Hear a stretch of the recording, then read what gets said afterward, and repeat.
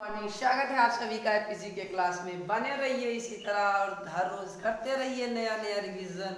हम लोग आप लोगों के साथ एपीजी के क्लास के माध्यम से देखते हैं। हम लोग रिवीजन के माध्यम से 12 तारीख को हो रही बोर्ड परीक्षा के मद्देनजर आप अपने रिवीजन में लगे रहिए और बने रहिए।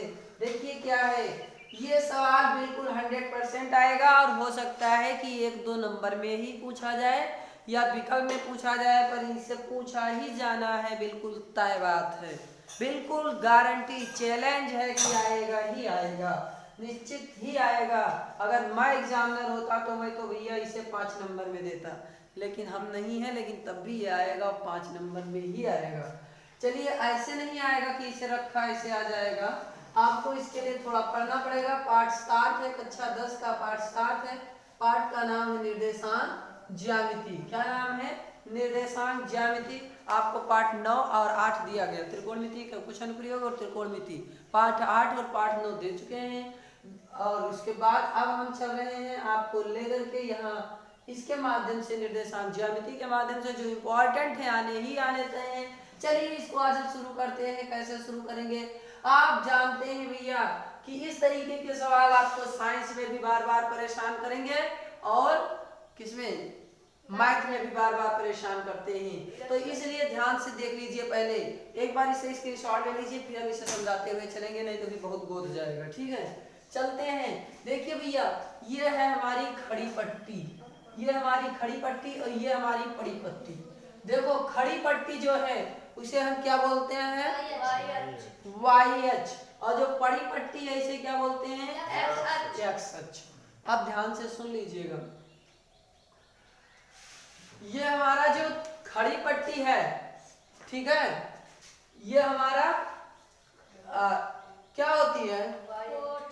कॉलम। इंग्लिश में इसे हम कोट होती है। ये इसे हम क्या कहते हैं? वाई एच पर चली गई दूरी को कोट कहते हैं।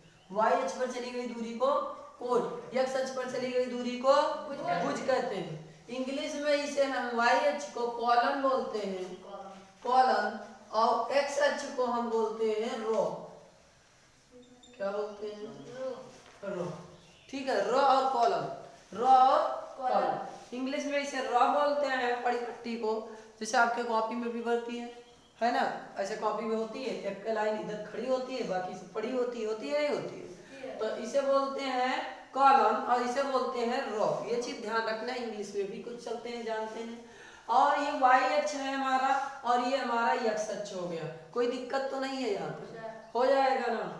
चलिए ठीक है, अब देख लीजिए एक मिनट। वाई एच जो है, इस वाई एच पर हम जब ये हमारा 0 पॉइंट होगा और यहाँ के आगे हम कोई जरूरी नहीं 1 2 3 4 ही मान के चलेंगे, 10 20 5 6 मान के भी चल चुके हैं। ये 2 तोरण वोरण खींचने में भी आप इसे जान चुके हैं। मतलब ये मान के चलिए कि ये साइंस में परेशान करेगा और हर जगह ये परेशान करता है, इसलिए इसे आज जरूर बने रहिए और पूरे मैथ को आसान बना लीजिए इससे।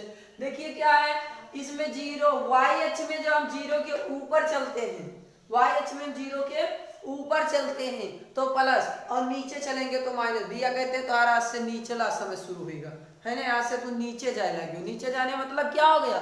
घटने लगे। घटने लगे मतलब घटाव का चिन्ह, है ना, घटाव का चिन्ह लगेगा। ऊपर जा रहे हो तो प्लस का चिन्ह लगेगा। कोई दिक्कत तो नहीं है? अच्छा, दाहिना हाथ सही होता है कि बायां हाथ सही होता है? दाहिना हाथ सही होता है ना। तो इधर से जब आप लिख रहे हैं तो दाहिने हाथ की तरफ है ना, तो दाहिना हाथ प्लस होगा और बायां हाथ माइनस होगा। ठीक है, क्या होगा? बायां हाथ से आप मार वार करते हो ना, मार वार बायां हाथ से करते हो ना, तो माइनस में जाते हो, और मार करोगे तो फायदा थोड़ी ना होगा, नुकसान होगा, है ना। और दाहिने हाथ से खाना खाते हो, शरीर बनाते हो, सारा काम करते हो, लिखते पढ़ते हो, तो अच्छा पॉजिटिव आता है, इसलिए दाहिने हाथ की तरफ क्या होगा? आपका प्लस होगा, है ना। कोई दिक्कत? कोई दिक्कत तो नहीं है? ठीक है, तो हमारा इधर की तरफ क्या होगा? प्लस होगा और इधर की तरफ माइनस होता है। ठीक है, कोई दिक्कत तो नहीं है? और आप जान लीजिए, और इसके नाम क्या होते हैं, ये चीज आप जब साइंस में पढ़ोगे तो वो पढ़ते हो मेंडलीव की आधुनिक आवर्त सारणी। भैया पढ़ते हो ना मेंडलीव की आधुनिक आवर्त सारणी। तो जब मेंडलीव की आधुनिक आवर्त सारणी पढ़ते हो तो उसमें देखते हैं आप लोग कि इस पंक्ति को हम बोलते हैं ऊर्ध्वाधर रेखा। क्या बोलते हैं?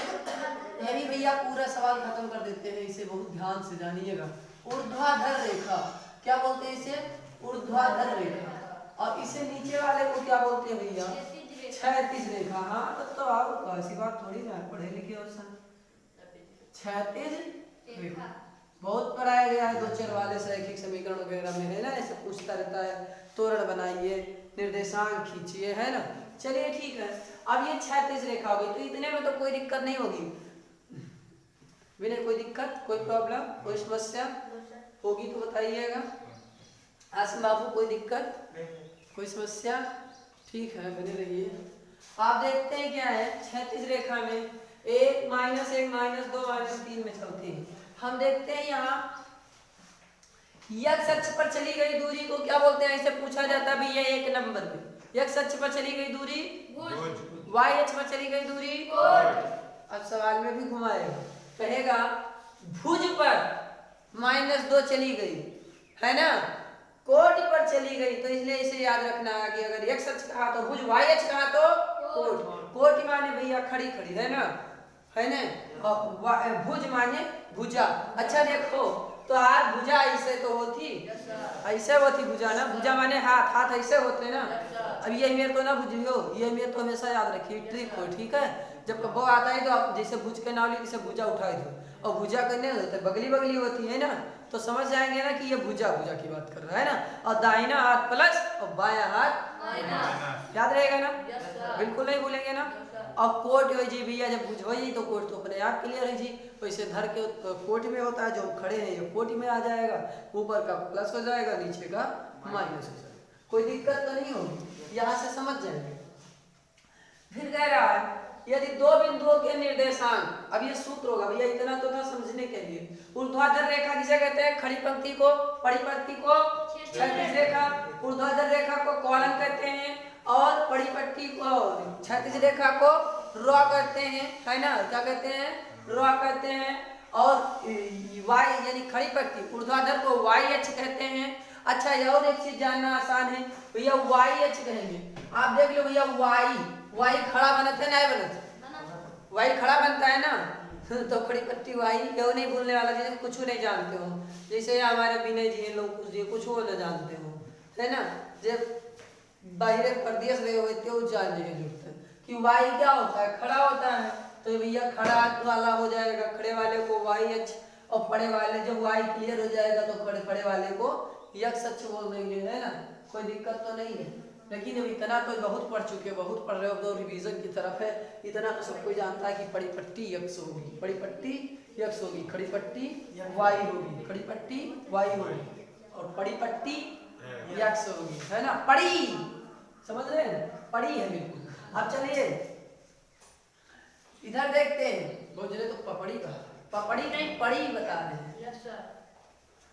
यदि दो बिंदुओं के निर्देशांक, समझ लीजिए, दो बिंदुओं के निर्देशांक, मान लीजिए दुई बिंदु दे दीजिए, दो बिंदु कोई भी दे दी गई, दो बिंदुओं के निर्देशांक ये x1 ये इंटू, यानी ये बिंदु दे दी गई x1 इंटू y1 और b दे दी गई x2 इंटू y2 हो, तो AB के बीच की दूरी क्या होगी, यही प्रश्न ज्यादा करेगा, दे देगा भैया, मतलब ये बिंदु है x1 इंटू y1 और b बिंदु है x2 इंटू y2 हो, तो AB के बीच की दूरी कितनी होगी।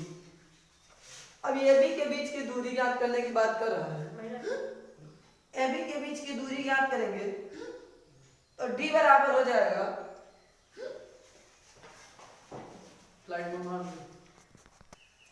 देखिए, जब ऐसे कंडीशन में दे देगा कि ये दो बिंदुओं के निर्देशांक इतना ये रहेगा, ये भैया ये इतना b इतना, AB के बीच की दूरी ज्ञात कीजिए, उस कंडीशन में हम दूरी d बराबर कर देंगे, दूरी d बराबर कर देंगे, d बराबर, अच्छा दोनों दो बिंदुओं के बीच की दूरी को किससे लिखेंगे, d से, d बराबर क्या हो जाएगा, रूट x1 माइनस x2 का होल स्क्वायर, रूट में रहेगा, ध्यान रहे, सूत्र ध्यान रहे, रूट में होगा x1 माइनस x2 का whole square plus y1 minus y2 का होल स्क्वायर, ठीक है, अंडर रूट d बराबर under root x1 minus x2 का होल स्क्वायर, x1 भैया ये x2 ये x1 माइनस, अभी ये x में से x2 घटेगा, ध्यान रखिएगा, x1 में से x2 घटा दीजिएगा, और x माइनस x2 का होल स्क्वायर, चलो x1 माइनस x2 का होल स्क्वायर और प्लस y1 माइनस y2 का स्क्वायर।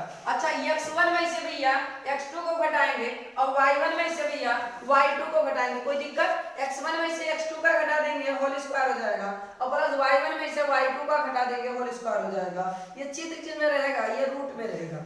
ठीक है, तो d बराबर रूट x1 माइनस x2 का होल स्क्वायर और प्लस y1 माइनस y2 का होल स्क्वायर। ये इतना भैया किसमें रहेगा? रूट में रहेगा। कोई दिक्कत?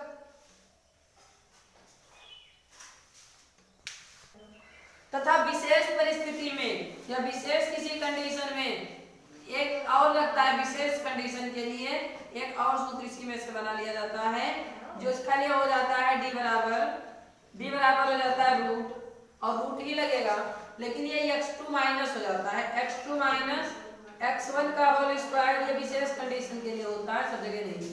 और प्लस y2 माइनस y1 का होल स्क्वायर, लेकिन ये आपका पहले ये लगेगा, ये विशेष कंडीशन के लिए होता है। धन्यवाद, इसी तरह बने रहिए और देखते रहिए सूत्रों के साथ। आज हम आपको निर्देशांक ज्यामिति का सूत्रों से क्लियर कर दिए हैं और इसी के साथ हम प्रश्नों को लेकर के मिल रहे हैं, जो मुख्य महत्वपूर्ण प्रश्न है जिन्हें आने ही आने रहते हैं, इनसे भी आता है और इनसे ही हर सूत्र में ही नहीं बल्कि हर मैथ का कोई भी टॉपिक छेड़ेंगे तो इन्हें जरूर लेना पड़ेगा, क्योंकि x अक्ष y अक्ष भुज कोट माइनस प्लस वाला रेखांकित चिन्हों का ये सब चीजें ज्यादा फंसाती हैं, इसलिए इन्हें देखना बहुत जरूरी है। यहाँ ये वीडियो देख लेंगे तो कभी आप भुज कोट नहीं भूल सकते, x अक्ष y अक्ष नहीं भूल सकते, ये मेरा दावा है। इसी के लिए बने रहिए और हम अगले वीडियो में मिल रहे हैं आपके साथ कुछ प्रश्नों के साथ।